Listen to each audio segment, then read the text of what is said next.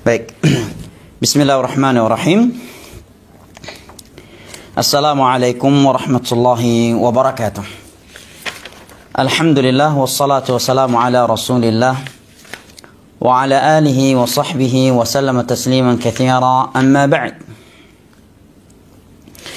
Alhamdulillah, puji dan syukur senantiasa kita panjatkan kehadirat Allah Jalla wa Ala yang telah berfirman, wa in ta'uddu ni'matallahi la tuhsuha innal insana lazalumun kafar. Dan kalaulah kalian ingin menghitung-hitung akan nikmat Allah Jalla wa Ala atas kalian, niscaya kalian tidak akan mampu menghitungnya. Innal insana lazalumun kafar. Sesungguhnya manusia itu pelaku kezaliman dan kekufuran. Ikhwanil kiram wa akhwati al-karimat, rahimani Allah wa iyyakum wa baraka fikum. Alhamdulillah atas nikmat majelis ilmu agama dari Allah Jalla wa Ala, sehingga pada malam yang berbahagia ini kita kembali bertemu di majelis kitab kajian kitab Lum'atul I'tiqad, lentera atau bekal dalam berakidah dengan akidah yang lurus yang ditulis oleh Al-Imam Ibnu Qudamah rahimahullahu ta'ala. Dan pada pertemuan yang lalu telah kita ketahui bersama akidah as-salaf terkait sifat kalamnya Allah Jalla wa Ala, bahwa Allah Jalla wa Ala memiliki sifat kalam yang hakiki. Ia berbicara sesuai dengan kehendaknya, kapan ia kehendaki, dan tiada yang mampu membatasi kalamnya Allah Jalla wa Ala. Juga telah kita sebutkan pada pertemuan yang lalu bahwa Al-Quranul Karim adalah dari sebagian kalamullah Jalla wa Ala, sebagaimana di antara kalamullah adalah kitab-kitab samawi yang Allah turunkan kepada nabi-nabi sebelum nabi kita, seperti As-Suhuf, Zabur, Taurah, dan Injil. Dan tentunya sebelum diubah-ubah oleh ahlul kitab, ya, setelah wafatnya Nabi Isa dan Nabi Musa. Kemudian pada pertemuan yang lalu juga telah kita ketahui bersama beberapa kelompok yang menyimpang dalam pembahasan ini terkait sifat kalamnya Allah Jalla wa Ala, yaitu ada dua kelompok secara umum, Al-Jahmiyah dan Al-Asy'ariyah. Dan telah kita dengar bersama bantahan dari Al-Syekh Muhammad bin Saleh Al-Utsaimin rahimahullahu ta'ala terhadap syubhat dari dua kelompok ini dalam memahami atau mendustakan serta atau mentakwil sifat kalamnya Allah Jalla wa Ala.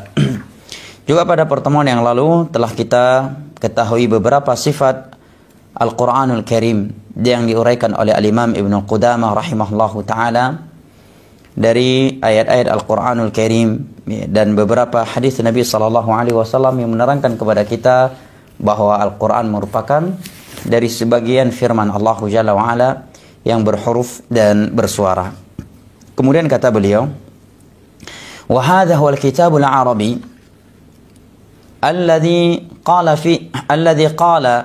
فيه الذين كفروا لن نؤمن بهذا القرآن وقال بعضهم إن هذا إلا قول البشر فقال سبحانه سأصليه سقر وقال بعضهم هو شعر فقال الله تعالى وما علمناه الشعر وما ينبغي له إن هو إلا ذكر وقرآن مبين. قال فلما نفى الله عنه أنه شعر وأثبته قرآنا لم يبق شبهة لذي لب في أن القرآن هو الكتاب العربي الذي هو كلمات وحروف وآيات، لأن ما ليس كذلك لا يقول أحد إنه شعر. Dan Al-Quranul Karim yang merupakan kitab suci Allah Jalla wa Ala yang berbahasa Arab, yang mana orang-orang kafir terdahulu berkata tentang Al-Quran ini, lan nu'mina bihadzal Quran, kami tidak akan mengimani Al-Quran ini sebagai firman Allah, sebagai ucapan Allah Jalla wa Ala. Sebagian mereka ada yang berkata, yang Allah sebutkan dalam surat Al-Mudaththir ayat ke-25, in hadza illa qaulul bashar.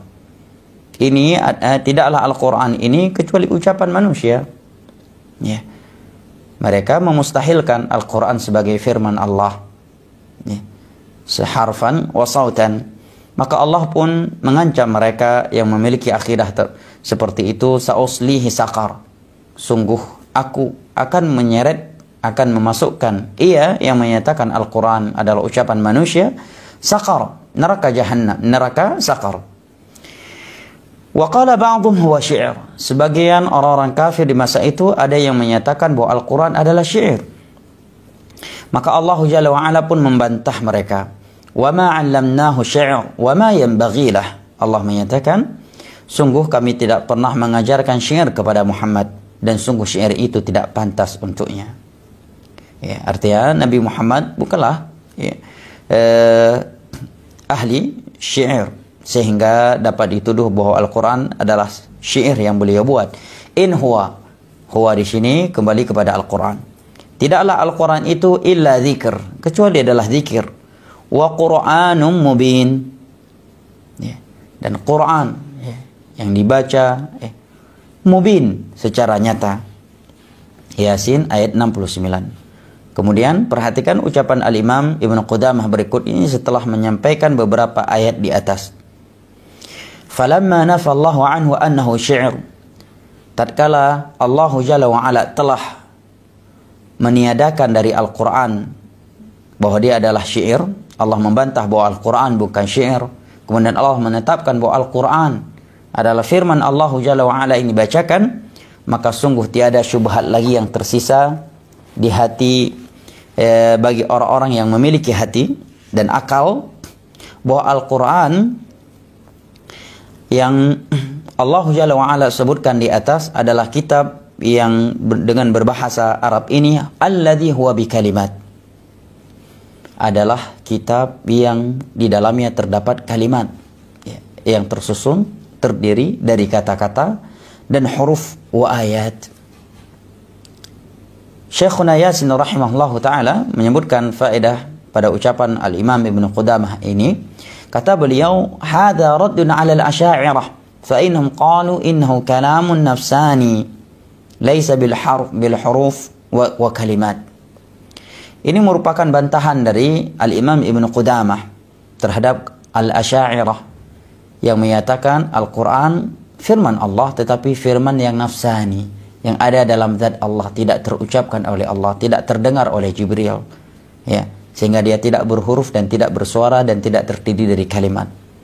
Maka ayat-ayat di atas bantahan terhadap ucapan akidah tersebut, karena ayat-ayat di atas menerangkan kepada kita bahwa Al-Quran terdiri dari kalimat, huruf dan ayat.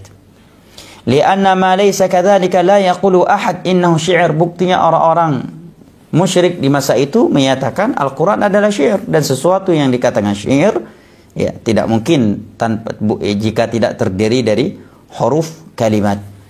Naam. Wa qala azza wa jal, kita bacakan lagi, setelah itu kita simak beberapa faedah dari dan kesimpulan terkait matan ini. Kata beliau, wa qala azza wa jal, wa in kuntum fi raibin mimma nazzalna ala 'abdina fa'tu bi suratin min mithlihi wad'u syuhada'akum min dunillah. Dan jika kalian ragu terhadap Al-Quran, wahyu yang kami turunkan kepada hamba kami, yakni Nabi Muhammad sallallahu alaihi wasallam, yang telah sempurna menghambakan dirinya kepada Allah, fa'tu bi surah, coba kalian datangkan satu surat saja yang seperti Al-Quran. Wad'u syuhada'akum min dunillah, dan silahkan kalian memanggil para pemberi saksi terhadap kalian dari selain Allah. Silahkan panggil tokoh-tokoh kalian, ya, sembahan-sembahan yang kalian sembah. Coba kalian buat satu surat saja yang serupa dengan Al-Quran. Ya, mereka tidak mampu melakukannya. Al-Baqarah ayat 23. Namun perlu diperhatikan, Al-Imam Ibnu Qudamah menyampaikan ayat-ayat di atas bukanlah tujuan beliau untuk menerangkan kepada kita tentang keajaiban Al-Quran, tetapi beliau ingin membantah al-Asy'ariyah dan yang mengikuti jalan mereka yang berakidah bahwa Al-Quran adalah, bahwa firman Allah adalah kalam yang nafsani, tidak berhuruf dan tidak bersuara, dan bahwa Al-Quran adalah kalam nafsani. Ini tujuan beliau menguraikan uraian di atas. Sehingga kata beliau, wala yajuzu an yatahaddahum bil ityan bimithli ma la yudra ma huwa wala yu'qal. Di dalam ayat ini Allah menantang orang-orang kafir kaum musyrikin untuk mendatangkan satu surat saja seperti Al-Quran. Dan tidak mungkin Allah Jalla wa'ala menantang mereka untuk mendatangkan sesuatu yang tidak diketahui apa itu dan tidak dipahami. Karena konsekuensi dari akidah bahwa Al-Quran adalah kalam, firman Allah adalah kalam nafsani yang tidak terdengar oleh Jibril, tidak tersusun dari huruf, kalimat, dan tidak bersuara, berarti sesuatu yang tidak diketahui, yang tidak dipahami. Andai kata demikian, tentunya Allah tidak akan mungkin menantang mereka untuk mendatangkan sebuah surat seperti Al-Quran. Karena tidak mungkin Allah menantang mereka dengan sesuatu yang tidak pernah mereka ketahui dan tidak pernah mereka pahami. Ini menerangkan kepada kita bahwa Al-Quran sesuatu yang telah diketahui karena dia terdiri dari kalimat-kalimat, huruf-huruf, dan bersuara. Ini adalah bantahan terhadap kaum Asy'ariyah dari Al-Imam Ibnu Qudamah rahimahullahu taala. Kemudian kata beliau, wa qala ta'ala wa idza tutla 'alaihim ayatuna bayyinatin qala alladhina la yarjuna liqa'ana na'ti biqur'anin ghairi hadza aw baddil qul ma yakunu li an ubaddilahu min tilqa'i nafsi. Dan apabila dibacakan kepada mereka ayat-ayat kami yang nyata, yang jelas, maka orang-orang kafir yang tidak mengharapkan pertemuan dengan kami, mereka berkata, iti biqur'anin ghairi hadza, datangkan kepada kami Al-Quran yang selain ini. Sesuatu yang baca tapi bukan yang ini, au badilhu, atau ganti dengan yang lain. Maka Nabi diperintahkan oleh Allah untuk membantah mereka, qul ma yakunu li an ubaddilahu min tilqa'i nafsi. Sungguh aku tidak memiliki kemampuan, tidak punya hak untuk mengubah-ubah Al-Quran itu dari pribadiku, dari diriku. Yunus ayat ke-15.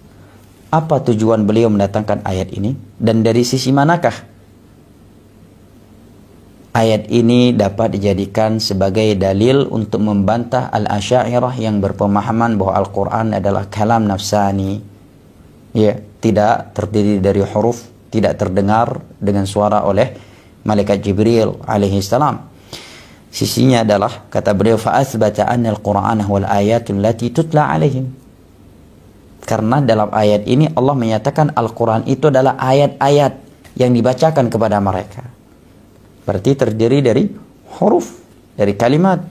Tutla, dibacakan kepada mereka, berarti bersuara. Ini diantara dalil yang beliau sebutkan untuk membantah Al-Asy'ariyah yang memiliki pemahaman yang demikian terkait kalamullah Jalla wa'ala atau Al-Quranul Karim sebagai kalam Allah yang nafsani.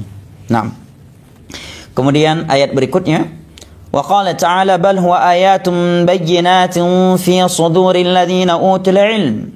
Al-Ankabut ayat 49. Bahkan Al-Quran adalah ayat-ayat yang nyata di hati orang-orang yang berilmu. Wa qala ta'ala innahu laqur'anun karim fi kitabim maknun la yamassuhu illa al-mutahharun. Sesungguhnya ia adalah Al-Quran yang mulia dalam kitab Lauhul Mahfud yang tiada yang menyentuhnya kecuali hamba-hamba yang disucikan oleh Allah. Ba'da an aqsama ala dhalik. Setelah Allah Jalla wa'ala bersumpah atas hal itu. Artinya ini menunjukkan bahwa Al-Quran berhuruf, terdiri dari kalimat-kalimat, terdiri dari kalimat-kalimat. Kemudian kata beliau, Wa qala ta'ala kaf ha ya 'ain sad. Maryam ayat pertama. Juga firman Allah Hamim 'ain sin qaf Asy-Syura ayat 1 dan kedua. Sisi pendalilannya adalah waftataha 29 suratan bil hurufil muqatta'ah. Ada kurang lebih 29 surat Allah membuka dengan huruf al-muqatta'ah. Alif lam mim ha mim ya, kaf ha ya 'ain sin kaf ha ya 'ain sad ha mim 'ain sin qaf ya. Ini semuanya adalah huruf. Ya, semua ulama menyatakan ini adalah huruf muqatta'ah. Maka ini rad adalah bantahan terhadap al-Asy'ariyah yang mengingkari harf dan suara dari firman Allah Jalla wa Ala. Ini antaranya adalah Al-Qur'anul Karim. Baik, kemudian kata penulis, wa qala an-nabiy sallallahu alaihi wasallam man qara'a al-Qur'ana fa'arabahu falahu bi kulli harfin minhu 10 hasanatin wa man qara'ahu wa lahana fihi falahu bi kulli harfin hasanah. Haditsun sahih. Naam, ya. Kemudian kata beliau,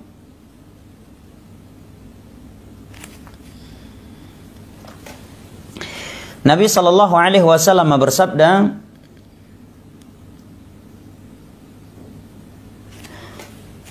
barang siapa yang membaca Al-Qur'anul Karim fa'arabahu, kemudian dia membacanya dengan benar, panjang pendek yang benar, makhraj huruf tipis dan tebalnya yang benar, maka setiap huruf dari Al-Qur'an yang dia baca terdapat 10 pahala.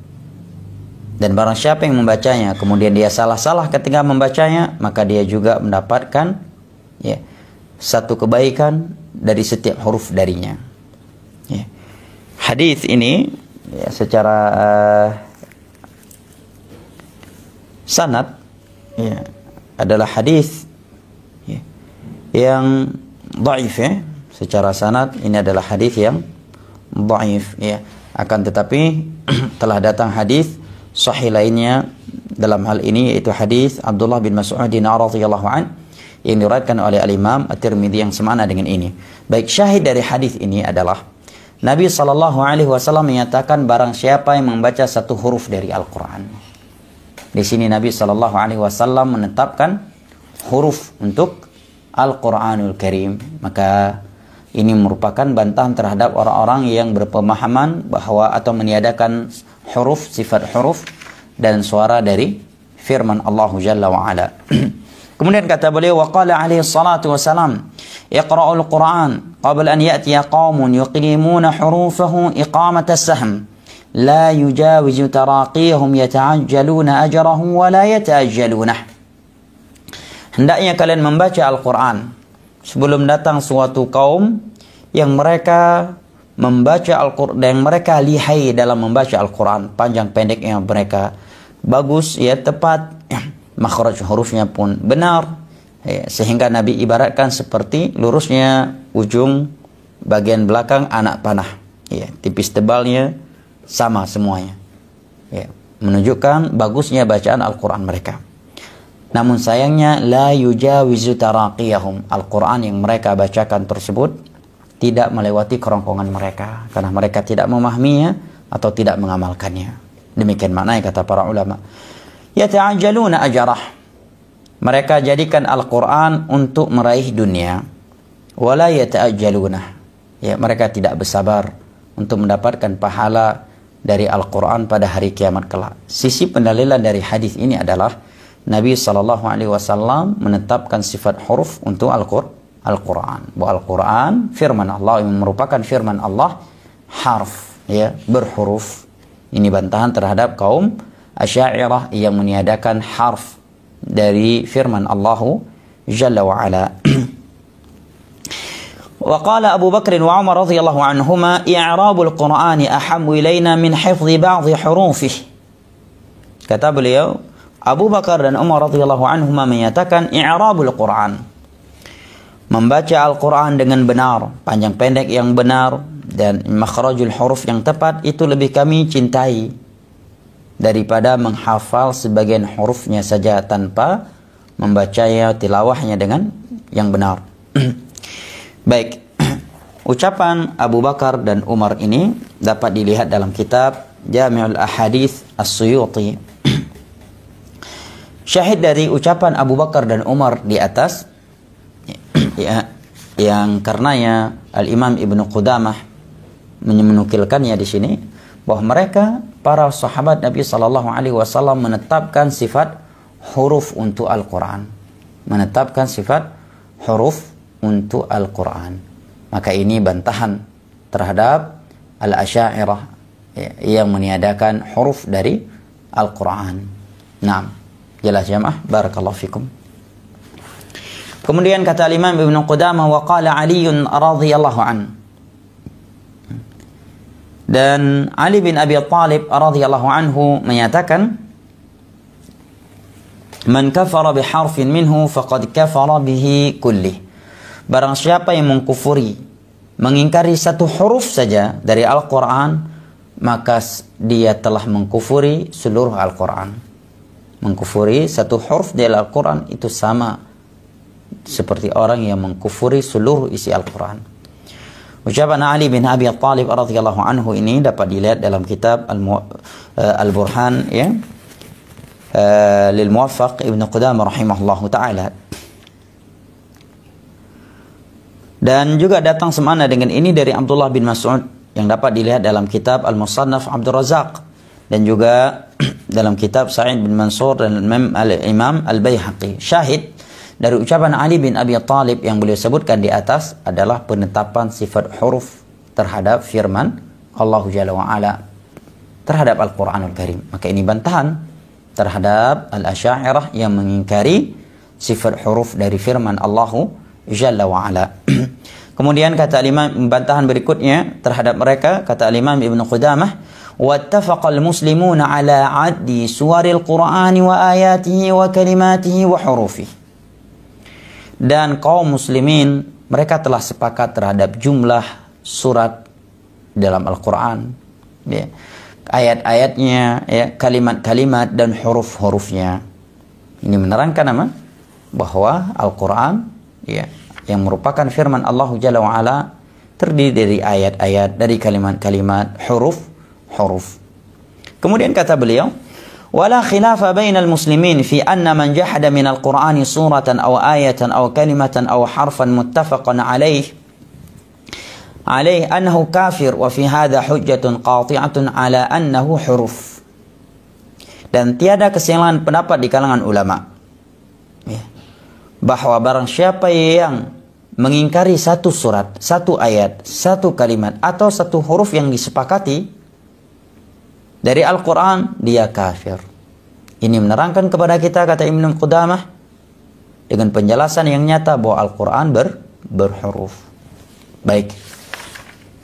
Kesimpulan dari ucapan Al-Imam Ibnu Qudamah rahimahullahu ta'ala di atas adalah bantahan terhadap kaum Asy'ariyah yang meniadakan sifat huruf dari firman Allah Jalla wa'ala, yang berkeyakinan bahwa Al-Quran atau firman Allah itu memang kalamnya Allah, ya, Al-Quran kalamnya Allah, tetapi kalam nafsani, ya, yang ada dalam zatnya Allah, ya, sehingga mereka meniadakan suara huruf dari firman Allah. Jika ditanyakan kepada mereka, lalu bagaimana Jibril alaihissalam mengetahuinya? Kata mereka, Allah memberi ilmu kepada Jibril untuk mengetahuinya. Maka lafaz tersebut, maka mereka menyatakan Al-Quran adalah kalam yang nafsani. Dan mereka tidak berani menyatakan Al-Quran kalamullah haqiqatan. Tapi mereka menyatakan Al-Quran adalah ibarah, ya, dari firman Allah. Ya, huruf-hurufnya bukan firman Allah. Ya. Dia adalah dari Jibril alaihi salam. Ini akidah Al-Asy'ariyah. Maka telah kita simak bantahan yang cukup gamblang, ya, dengan tuntas dari Al-Imam Ibnu Qudamah, yang kesimpulannya adalah ayat dan hadis menerangkan bahwa Al-Quran adalah firman Allah yang hakiki yang didengar oleh Jibril alaihi salam, terdiri dari ayat-ayat, ya, dari surat-surat, dan Allah beserta Rasulnya menetapkan huruf untuk Al-Quran. Naam, ya, bantahannya cukup jelas dan cukup gamblang dari Al-Imam Ibnu Qudamah rahimahullahu ta'ala. Nah, ini kesimpulannya jamaah. Saya sengaja tidak menyebutkan penjelasan yang panjang lebar karena kita sedang membahas matan. Ya, karena penjelasan yang panjang lebar terhadap matan ini tentunya kalau kita ingin membahas secara panjang lebar dan bantahan secara rinci terhadap setiap syubhat dalam setiap permasalahan yang kita bahas di sini, tentunya kita tidak membahas matanya, namun membahas syarahnya. Baik, saya kira pembahasan kita sampai di sini. Insya Allah kita ambil sedikit demi sedikit karena kajian kita di malam hari ini. Karena kajian kita di malam hari, maka kesimpulannya dari uraian Al-Imam Ibnu Qudamah rahimahullahu ta'ala di atas, bahwa akidah as-salaf, akidah yang dibangun di atas Al-Quran dan As-Sunnah dengan kesepakatan para salaf dari kalangan para sahabat, para tabi'in dan tabi'ut tabi'in serta ulama Islam yang datang setelah mereka seperti 4 imam madhab, bahwa yang pertama, Allah Jalla wa'ala memiliki sifat kalam yang hakiki, ya, sifat kalam yang berkaitan dengan masyiahnya. Allah berbicara kapan yang ia kehendaki. Tatkala ia berkehendak untuk berbicara dengan Musa, maka Allah pun berbicara dengan Musa saat itu. Tatkala Allah ingin berbicara dengan Taurat, Injil, ya, maka Allah pun lakukannya berkaitan dengan masyiahnya. Yang kedua, bahwa firman Allah itu tidak terbatas. Qul law kana al-bahru midadan li kalimati rabbi lanafida al-bahru qabla an tanfada kalimatu rabbi walau ji'na bimithlihi madada. Dan sebagian dari firman Allah adalah Taurat, Injil sebelum diubah-ubah oleh Yahud dan Nasara, Zabur, Suhuf, ya, juga Al-Quran. Ini adalah sebagian dari firman Allah, bukan keseluruhan firman Allah Jalla wa'ala. Karena Allah berfirman, Qul law kana al-bahru midadan li kalimati rabbi lanafida al-bahru qabla an tanfada kalimatu rabbi walau ji'na bimithlihi madada. Kesimpulan berikutnya, bahwa firman Al-Quran, ya, dan juga firman Allah secara umum adalah firman yang hakiki, yang Allah firmankan kepada Jibril alaihissalam, kemudian Jibril alaihissalam mendengarnya, yang terdiri dari ayat-ayat, dari kata-kata, huruf-huruf, dan terdengar oleh Jibril. Kemudian Jibril alaihissalam menyampaikannya kepada Nabi Muhammad sallallahu alaihi wasallam sebagaimana yang Allah sebutkan di dalam beberapa ayat Al-Quranul Karim yang telah kita lewati. Kesimpulan berikutnya, bahwa ada 2 kelompok yang menyimpang terkait sifat kalamnya Allah, ya, dan terkhusus dalam masalah Al-Quran. Yang pertama, Jahmiyah.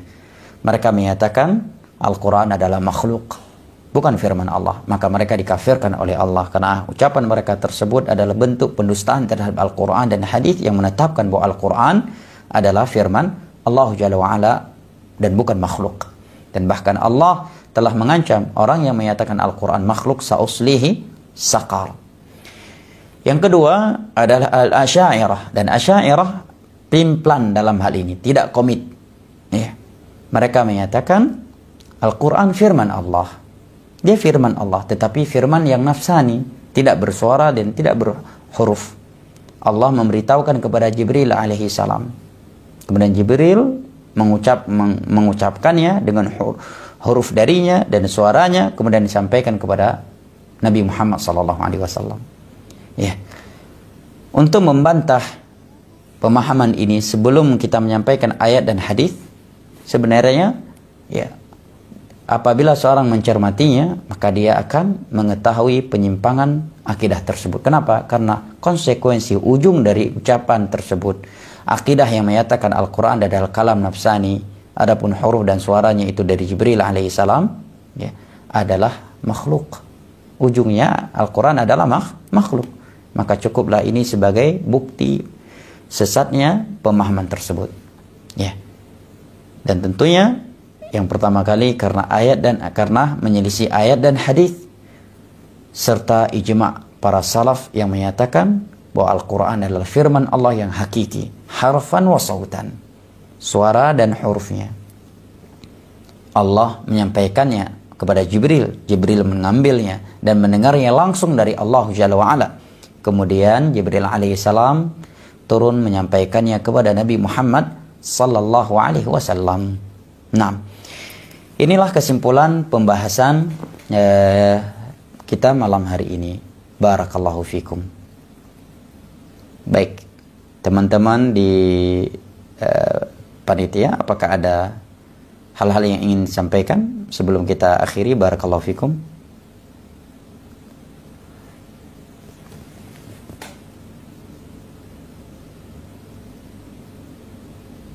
Baik, tidak masuk, belum ada pertanyaan yang telah masuk. Kalau tidak ada, maka kita cukupkan sampai di sini. Barakallahu fikum. Subhanakallahumma wa bihamdik asyhadu an la ilaha illa anta astaghfiruka wa atubu ilaik. Wa sallallahu ala nabiyyina Muhammad wa ala alihi wa sahbihi wa sallam, wa akhiru da'wana anil hamdulillahi rabbil alamin.